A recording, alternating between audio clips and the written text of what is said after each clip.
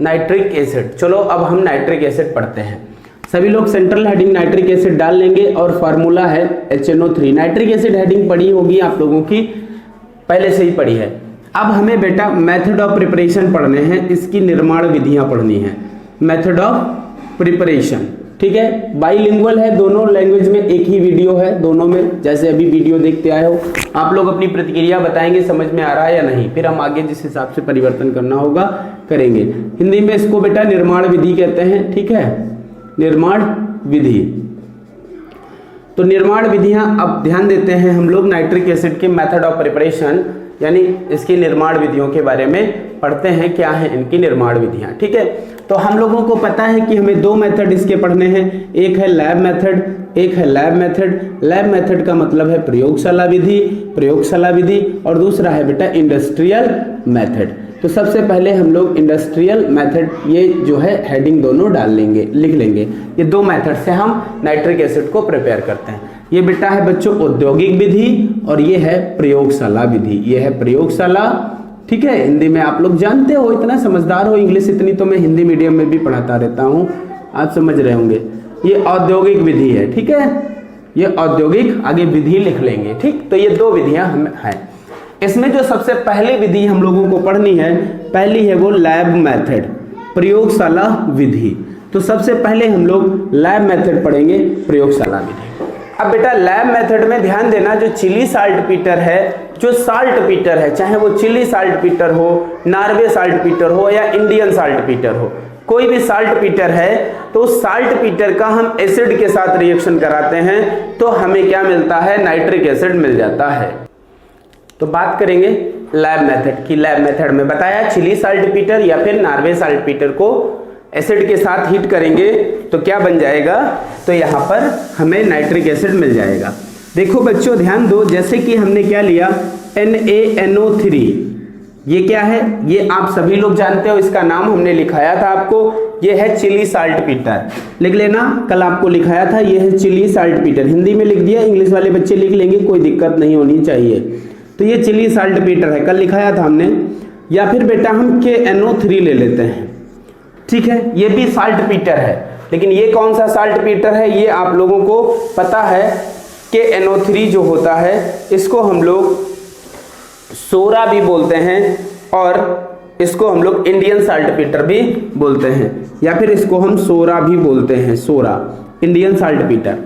इसको अगर बेटा हम सल्फ्यूरिक एसिड के साथ रिएक्ट कराएं, H2SO4 के साथ, इसको भी H2SO4 के साथ जब रिटार्ट में हीट किया जाएगा, हीट किया जाएगा, इसको heat in retort, in retort. Retort एक ऐसा होता है जो क्लोज्ड वेसल्स होता है, इस तरीके का, ये एक वेसल्स होता है ऐसे करके, जिसमें इसी तरीके से ये ऐसे करके ये रिटार्ट होता है, ठीक है, ये रिटार्ट है। इसी के अंदर एक डिलीवरी ट्यूब कनेक्ट होती है जिसे हम निकास नली कहते हैं, वो लगी होती है, ये होता है रिटार्ट। तो इसी में इसको हीट करेंगे, हीट इन रिटार्ट, ठीक है।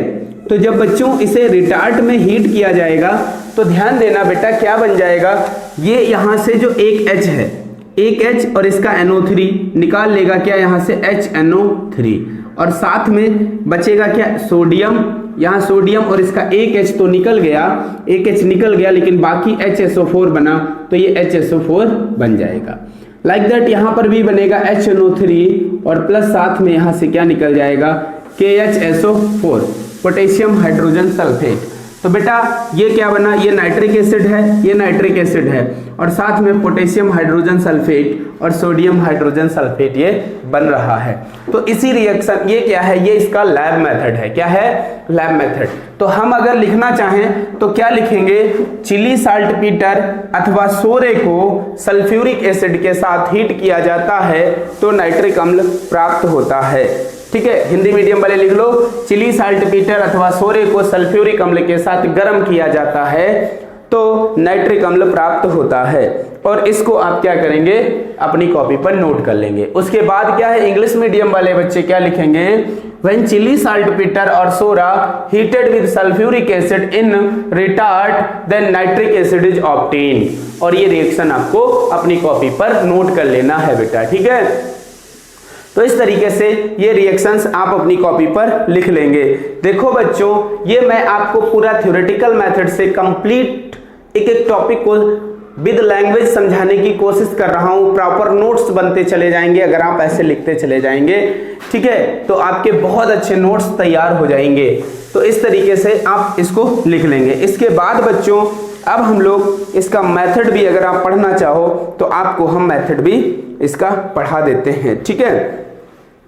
तो मेथड में आप लोग सिर्फ डायग्राम बना लेंगे, डायग्राम बनाकर ही इसको समझ लेंगे। चलो मैं डायग्राम बनाता हूं, इसको लिख लिया होगा। तो ये बेटा आपके सामने स्लैब मेथड का डायग्राम बना हुआ है। इस डायग्राम को थोड़ा सा टेढ़ा मेढ़ा बना है, मेरी ड्राइंग बहुत अच्छी नहीं है, ये आप लोग समझ लीजिए। तो थोड़ा सा टेढ़ा मेढ़ा बना है। अब हम क्या करते हैं बच्चों, ध्यान देना, इसके अंदर हम क्या करेंगे, ये है रिटार्ट। क्या है ये बेटा, ध्यान से देखना। अब मैं इसकी एक एक करके नेमिंग लिख रहा हूं और ये आपके सामने कंप्लीट करूंगा। ये है रिटार्ट, ठीक है, रिटार्ट है। और इसके अंदर हमने क्या लिया है, पोटेशियम नाइट्रेट, सोरा और चिली साल्ट पीटर, और चिली साल्ट पीटर, सोरा और चिली साल्ट पीटर। तो इसके अंदर बेटा हमने क्या लिया है, ध्यान देना, KNO3 और NaNO3, इन दोनों में से कोई एक हमने ले लिया है। किसके अंदर, रिटार्ट के अंदर। और बच्चों ये क्या लगा है, ये तो हम सब लोग बहुत अच्छे से जानते हैं, ये बर्नर है भैया, जो स्टोव के अंदर निकल जो जलने वाली वो ज्वाला क्या होती है जैसे स्टोव जैसी, वही ये बर्नर है। इसके अंदर बेटा ये वाटर ले लेते हैं, वाटर, और ये वाटर जो इसके अंदर भरा हुआ है ये काम करता है कूलिंग का, ठंडा करने का, ये ठंडा करने का काम करता है। इसीलिए इसको संघनित्र हिंदी में बोलते हैं और इंग्लिश में बोलते हैं कंडेंसर। कंडेंसर, कंडेंसर इसको बोलते हैं। ये संघनित्र होता है जो ठंडा करता है इसी को, ठीक है, जो बनता है हिंदी में संघनित्र।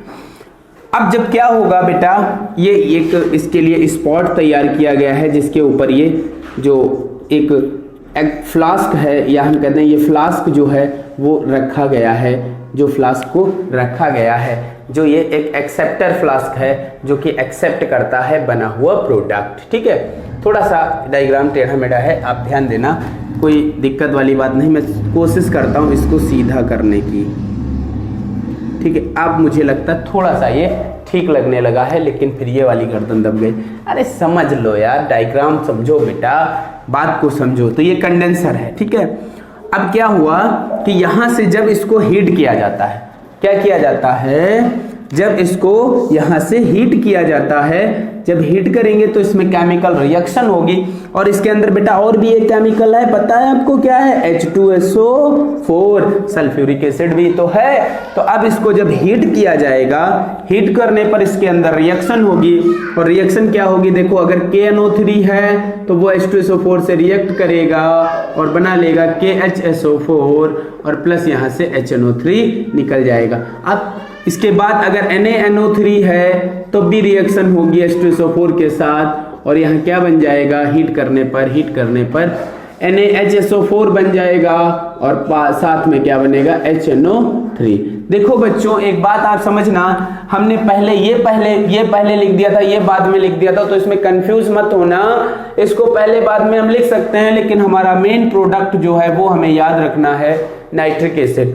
तो वो नाइट्रिक एसिड बना और वो वेपर की फॉर्म में इस तरीके से ऊपर की ओर उठा। अब वो नाइट्रिक एसिड ऊपर जा रहा है, फिर यहाँ से ये जो है डिलीवरी ट्यूब, इस डिलीवरी ट्यूब से ये आगे की ओर भागेगा। जैसे कंडेंसर से गुजरेगा, कंडेंसर इसको कंडेंस्ड कर देगा, कूल कर देगा, और कूल हो जाएगा तो ये कूल होकर यहाँ पर धीरे धीरे कलेक्ट होने लगेगा। इस तरीके से ये यहाँ पर क्या हो जाएगा, कलेक्ट हो जाएगा, ये यहाँ पर कलेक्ट हो जाएगा। तो ये क्या है, ये नाइट्रिक एसिड हमें मिल जाएगा। तो ये एक नाइट्रिक एसिड प्रिपेयर करने का मेथड था। मेथड क्या था कि सबसे पहले हम क्या करते हैं, ऑपरेटर्स को विद द डायग्राम अरेंज करते हैं। उसके बाद इन रिटार्ट पोटेशियम नाइट्रेट और सोडियम नाइट्रेट के, पोटेशियम नाइट्रेट और साल्ट पीटर और सल्फ्यूरिक एसिड का मिक्सचर लेकर इसको बर्नर की हेल्प से हीट करते हैं, तो हीट करने पर क्या बनती है, नाइट्रिक एसिड, जिसे कंडेंस्ड करके एक फ्लास्क में कलेक्ट कर लिया जाता है। इसकी लैंग्वेज आप अपने आप बनाकर लिखिएगा और लिखकर ग्रुप पर पोस्ट करिएगा। हिंदी मीडियम वाले कैसे लिखेंगे कि सर्वप्रथम उपकरण को चित्रानुसार व्यवस्थित करते हैं, तत्पश्चात रिटार्ट में साल्ट पीटर तथा सल्फ्यूरिक अम्ल के मिश्रण को लेकर बर्नर की सहायता से गर्म करते हैं तो नाइट्रिक अम्ल बनता है, जिसे संघनित्र द्वारा संघनित करके ग्राही फ्लास्क में एकत्र कर लिया जाता है। इसी प्रकार से आप लिख लेंगे हिंदी मीडियम वाले भी। तो ये तो आपकी पूरी मेथड हो गया। इस मेथड को लिखकर डायग्राम बनाकर इसका चित्र बनाकर आप हमको फोटो खींच के बढ़िया सा भेजिएगा। बढ़िया खींच के भेजिए, कबो तुम लोग ऐसो खींच दे फोटो कि पता लगता है कि दाएं बाएं सब आता है और आधा लिखा आता है आधा आता नहीं है। और अपनी सेल्फी जब खींचिए तो प्रॉपर आंख नाक कान सबाई जी हैं, और इसमें खींचोगे तो आधा आएगा आधा नहीं आएगा। ऐसा नहीं, बढ़िया खींच के भेजना, ठीक है। तो चलो ये हो गया। इसके बाद अब हम बात करेंगे इंडस्ट्रियल मेथड पर। तो इंडस्ट्रियल मेथड पर चलो बात करेंगे अब। तो चलो बच्चों, अब हम बात करने वाले हैं इंडस्ट्रियल मेथड की। नाइट्रिक एसिड को प्रिपेयर करने का जो इंडस्ट्रियल मेथड है उसकी बात करते हैं। तो इंडस्ट्रियल लेवल पर नाइट्रिक एसिड को दो मेथड से प्रिपेयर किया जाता है, और वो दो मेथड कौन कौन से हैं आपके सामने लिखे हुए हैं। उसमें नंबर 1 है वर्कलैंड एंड आइड विधि, वर्कलैंड और आइड प्रोसेस। वर्कलेट और आइड प्रोसेस को हम आर्क प्रोसेस भी कहते हैं। तो पहला मेथड हो गया वर्कलैंड आइड और आर्क प्रोसेस, वर्कलैंड आइड विधि अथवा आर्क विधि। तो एक तो ये हो गई एक पहली विधि। दूसरी है Ostwald method, Ostwald process, Ostwald method भी कहते हैं। तो दूसरी जो है वो ओस्टवाल्ड प्रोसेस है, यानी ओस्टवाल्ड विधि। तो इन दो विधियों से हम नाइट्रिक एसिड को प्रिपेयर करते हैं, जिसमें ये तो वेरी वेरी वेरी वेरी वो मोस्ट इंपॉर्टेंट है ही है। ये बेटा वेरी वेरी मोस्ट इंपॉर्टेंट है, लेकिन ये भी इंपॉर्टेंट है वर्कलेट और आइड मेथड, क्योंकि एक ट्रेंड है पिछले 2-3 सालों से ये भी मेथड आ रहा है बराबर 7 सेटों में, किसी एक सेट में इसको प्रॉपर पूछा जा रहा है।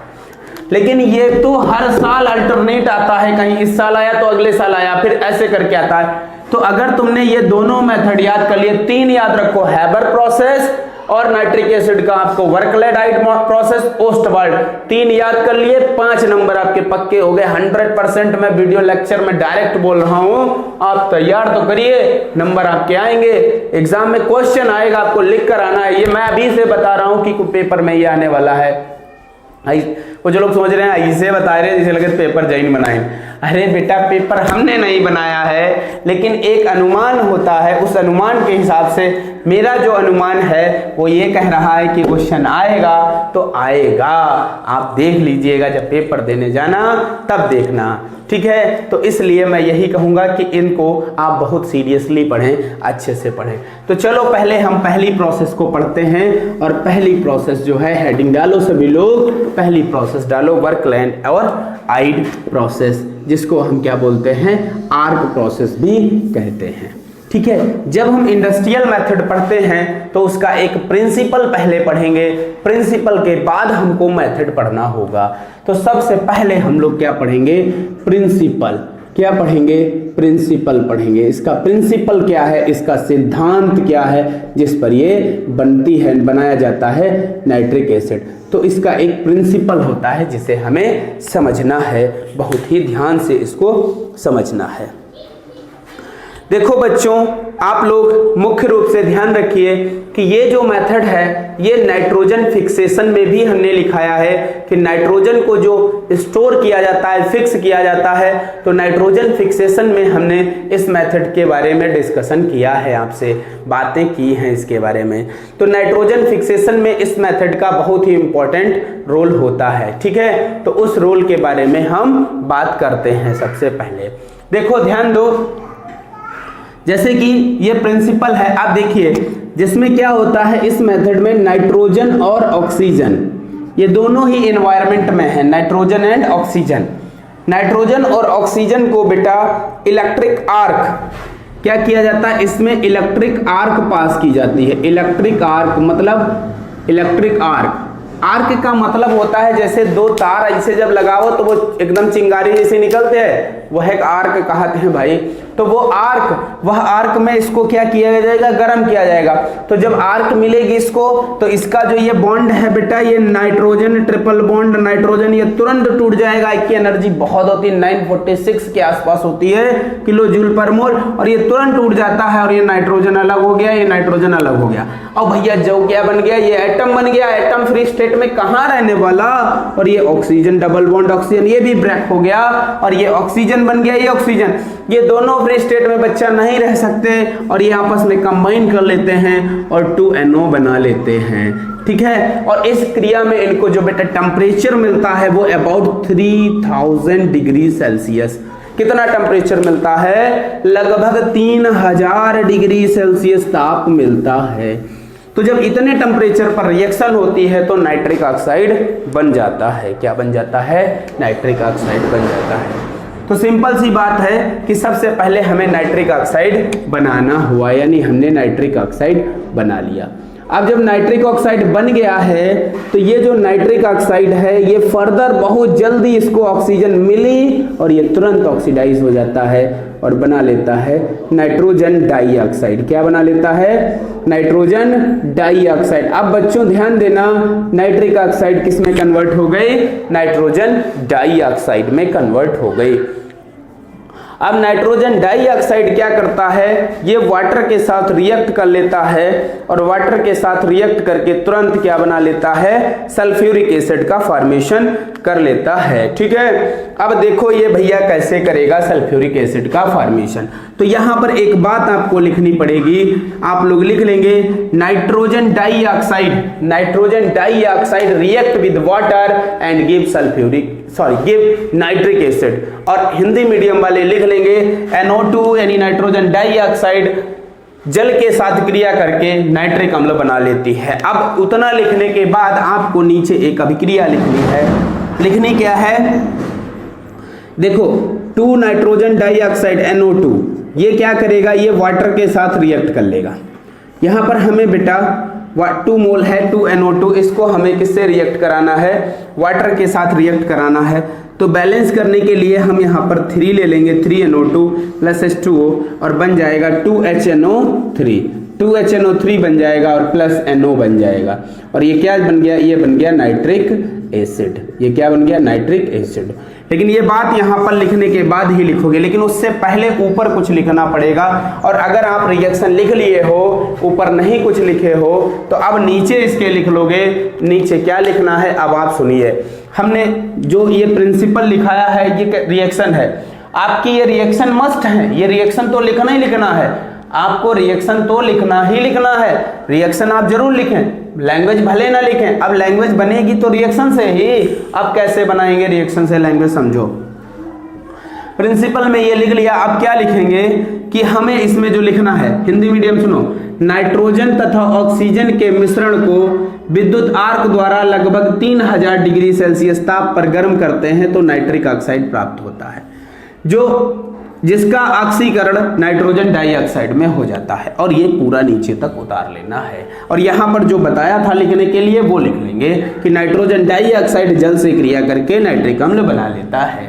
इंग्लिश मीडियम वाले अगर इसी बात को लिखेंगे तो कैसे लिखेंगे, when the mixture of nitrogen and oxygen heated at 3000 degree Celsius temperature by the electric arc, then nitric oxide is formed which is oxidized into the nitrogen dioxide and react with water give nitric acid। और पूरा ये नीचे तक उतार लेना है, ठीक है। ये HNO3 है बेटा, HNO3 है, 3 है ये, और ये 2 है, ठीक है। तो इस तरीके से ये आप कंप्लीटली लिख लेंगे अपनी कॉपी पर। अब हम इसके प्रिंसिपल की बात करें तो इसका प्रिंसिपल क्या होता है, प्रिंसिपल आप समझ गए। अब हम इसके बाद जो आगे पढ़ने वाले हैं, आगे अब हम पढ़ेंगे इसका मेथड क्या होता है। तो चलो बच्चों अब हम इसका मेथड जानते हैं, ठीक है। तो इसका अब हम लोग मेथड पढ़ना है। क्या पढ़ना है, मेथड, ठीक। तो मेथड के बारे में मैं सोच रहा हूं कि आप लोगों को नेक्स्ट लेक्चर में बताया जाए कि इसका मेथड क्या होता है। और आप लोग हमें क्या करेंगे, हमें भाई फिलहाल आप लोग बताएंगे जरूर कि आपको चीज़ें समझ में आ रही हैं या नहीं आ रही हैं। अगर चीज़ें समझ में नहीं आ रही हैं तब भी आप बताइएगा, और आ रही हैं तब भी आप बताइएगा, जरूर बताइएगा। अब कमेंट लिखना जरूरी नहीं है, जितना लिखना ये आप प्रतिक्रिया फीडबैक देना आवश्यक हो गया है। तो इसलिए जिसको जो भी दिक्कत है वो अपनी दिक्कत को कमेंट के माध्यम से जरूर बताएगा और उसको मैं दूर करने की कोशिश करूंगा। तो बच्चों, आप लोग अपनी पढ़ाई जारी रखिए और हम लोग बहुत जल्द अगले लेक्चर में, मतलब जल्द क्या, अगले लेक्चर को कल देखेंगे और फिर मिलेंगे। ठीक है, तो इसमें इतना ही। बहुत बहुत धन्यवाद।